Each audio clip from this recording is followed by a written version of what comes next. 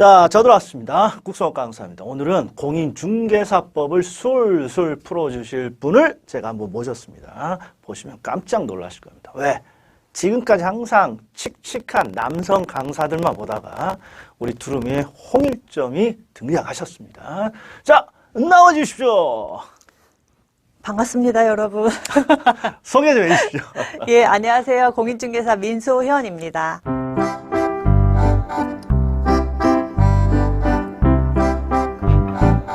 반갑습니다. 자, 민소현 선생님이십니다. 이 민소현 선생님이 앞으로 두루미에서 일주일에 하나씩 논점을 하나씩 골라서 강의를 해주겠다 합니다.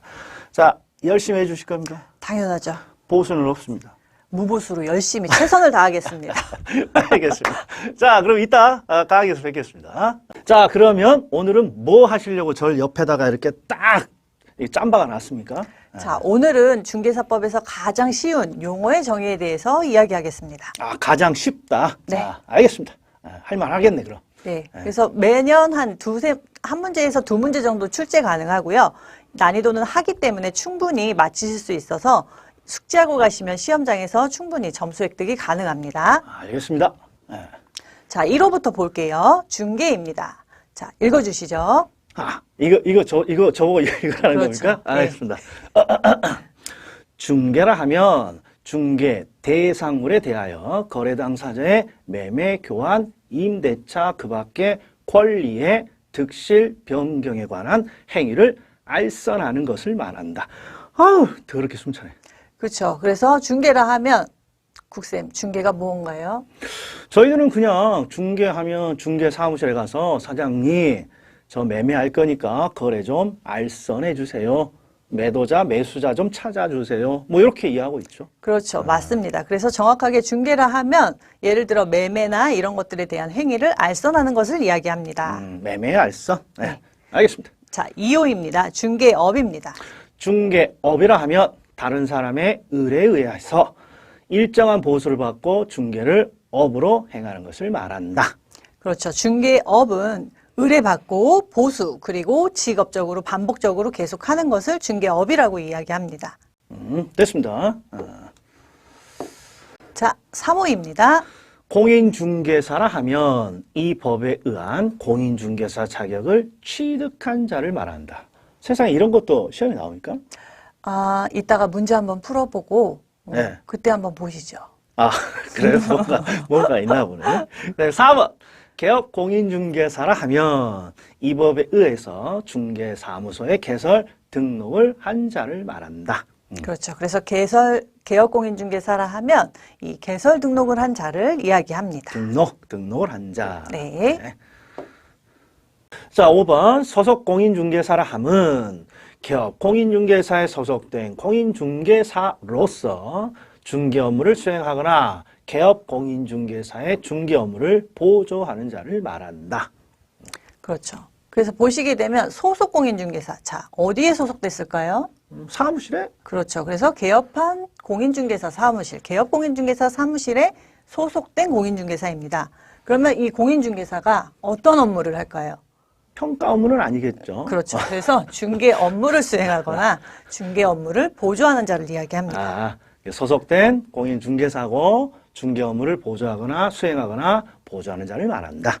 6번 중개 보조원이라 하면 공인중개사가 아닌 자로서 개업 공인중개사에 소속되어 중개 대상물에 대한 현장 안내, 일반 서무 등 개업 공인중개사의 중개 업무와 관련된 단순한 업무를 보조하는 자를 말한다. 아이고 길다. 그렇죠. 그래서 중개 보조원 같은 경우에는 이 위에 거와 비교했을 때 아닌 자이기 때문에 자격증은 갖고 있지 않습니다. 그래서 자격증이 없는 자로서 대상물에 대해서 현장 안내 및 그러니까 집 보여주거나 일반 서무 뭐 이런 등기부나 대장 등을 떼어서 줄 수도 있고요. 그래서 중개 업무가 아닌 그거와 관련된 단순한 업무를 보조하는 자를 이야기하는 겁니다. 대충 삘이 오네요. 그렇죠. 중개 보조는 자격증이 없고 보조원이니까 중개 업무는 아니고 중개 업무와 관련된 단순한 업무를 보조한다. 아, 요 정도. 그렇죠. 지금까지 강의한 걸 보면 제가 더 말을 많이 한 것 같은데. 자, 그 다음에는 바로 문제 풀입니까? 그렇죠. 이제 문제를 풀어볼 거예요. 그래서 네. 다 맞추길 바랍니다. 자, 그럼 제가 잘 배웠는지 이제 문제 한번 풀어보겠습니다. 자, 용어와 관련된 설명이고 옳은 것을 찾으세요. 1번.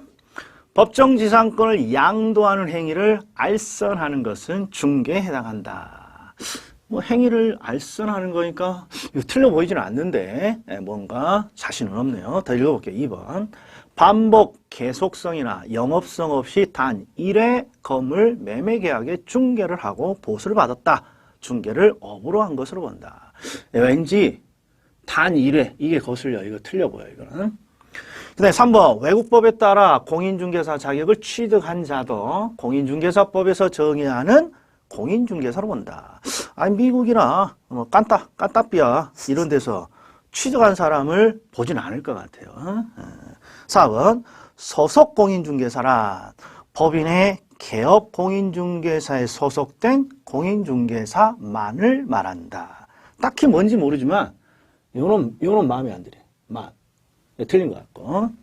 5번 중개보조원이란 공인중개사가 아닌 자로서 개업 공인중개사에 소속되어 중개대상물에 대한 현장 안내, 중개대상물의 확인 설명 의무를 부담하는 자다. 이게 맞았네. 오케이. 그럼 이것도 맞았네. 답 2개. 땡. 그렇죠. 답은 결론은 원래 하나인데 지금 2개라고 하셨으니까. 답 2개. 네. 자, 보시면 1번은 맞는 질문이에요. 그래서 법정지상권 권리를 양도하는 행위는 알선하는 것은 중개에 해당한다. 그래서 얘는 맞는 질문이고요. 정답이야? 그렇죠. 그리고 나면은 단일에 아까 얘기하셨던 것처럼 1회기 때문에 당연히 중개업 아닌 거 맞습니다. 그래서 얘는 본다라고 했으니까 틀렸고 3번 같은 경우에는 그렇죠. 외국법이 아닌 2법 공인중개사법에 의해서 자격을 취득한 자가 공인중개사이기 때문에 요것도 틀린 거가 되고요. 그리고 4번 같은 경우에는 요 만자 맞습니다. 법인 아니고 개인인 개업공인중개사에 소속이 돼도 소속공인중개사이기 때문에 요 만자가 틀린 게 맞고요. 그리고 5번 같은 경우에는 중개보조원이란 아닌 자로서 여기까지 맞아요. 그리고 나면 개업공인중개사에 소속돼서 중개대상물에 대한 현장 안내 여기까지도 맞아요. 근데 요 뒤에 중개대상물에 대해 확인 설명하는 거는 이거는 중개사 고유의 업무죠. 이거 되게 중요한 거죠. 못 그렇죠. 받는. 예, 그래서 공인중개사의 고유의 업무이기 때문에 저기는 중개보조원이 들어가면 안 됩니다. 이거 틀렸네. 이거 못 받네. 그러네요. 그래서 자, 또 한번 봅시다. 자, 다음 문제 볼게요. 자, 2번째 문제입니다. 용어와 관련된 설명으로 옳은 것을 모두 고른 거. 모두 고른 거. 기억. 개업 공인중개사란 공인중개사법에 의해서 사무소에 개설 등록을 한 자이다. 오, 틀려 보이지 않고. 니은, 소속 공인중개사에는 공인중개사인 법인의 사원 또는 임원으로서 중개 업무를 수행하는 공인중개사인 자가 포함된다. 뭔지 모르겠는데, 이거. 디귿, 공인중개사로서 개업 공인중개사에 고용되어 그의 중개 업무를 보조하는 자도 소속 공인중개사다. 공인중개사고 개업 공인중개사에 고용되어서 중개 업무를 한다. 그러면 이거 맞아 보이고. 자, 리얼. 우연한 기회에 단 1회 임대차 계약에 중개를 하고 보수를 받은 사실만으로 중개를 업으로 한 것이라고 볼 수 없다. 조금 전에 나왔네. 업으로 한 것으로 볼 수 없다. 그러니까 옳은 거죠. 그러면 기억 디귿 리얼.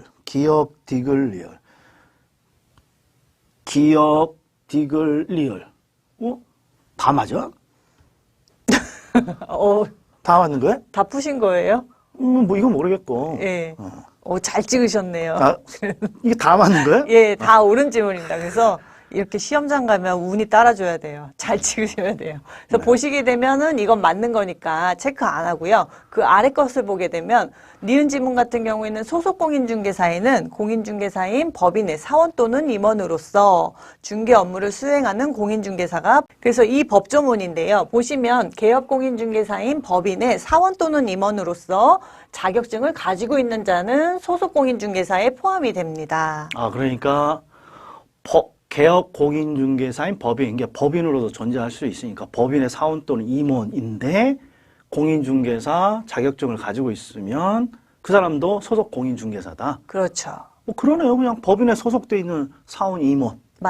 중개사라면 맞습니다. 소속 네. 공인중개사다. 네. 요걸 지금 설명한 거예요. 그렇죠. 자, 그럼 제가 다시 한번 그럼 제가 읽어볼게요. 소속 공인중개사에는 공인중개사인 법인의 사원 또는 임원으로서 중개 업무를 수행하는 공인중개사인 자가 포함된다.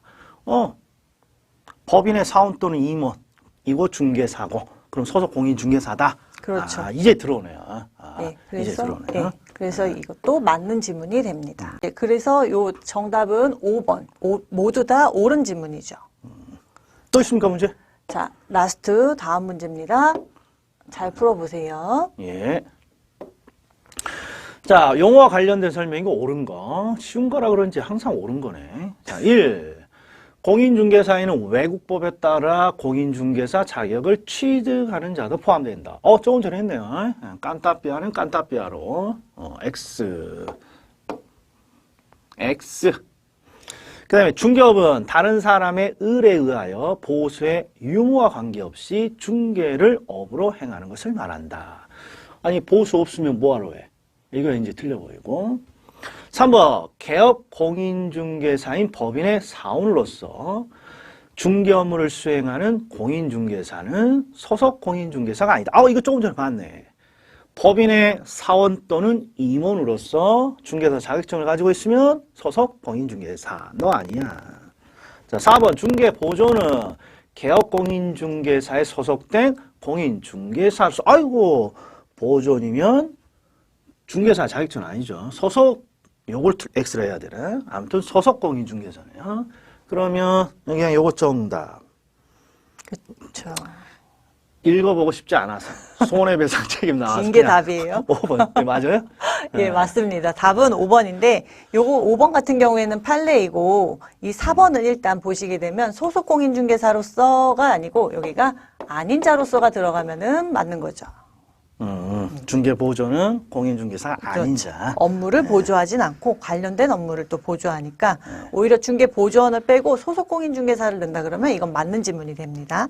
알겠습니다. 예, 그리고 다음에 이제 5번인데 5번 같은 경우에 이제 판례예요. 그래서 판례에서 나온 건데 30조 손해배상 책임에 대한 거고 이 손해배상 책임에 대해서 이제 객관적으로 봤을 때 사회통념상 거래 알선 중개를 위한 행위라고 인정되는지를 판단하는 건 판사가 하고 객관적으로 봐야 된다는 얘기입니다. 그래서 중개업자의 주관적인 생각으로 보아야 되는 게 아니고 객관적으로 보아야 된다라는 그래서 여기 이야기입니다. 핵심은 요거라는 거예요. 그렇죠. 객관적. 손해배상 책임의 발생은 객관적으로 사회통념상 이렇게 확인한다. 네. 판단한다. 네.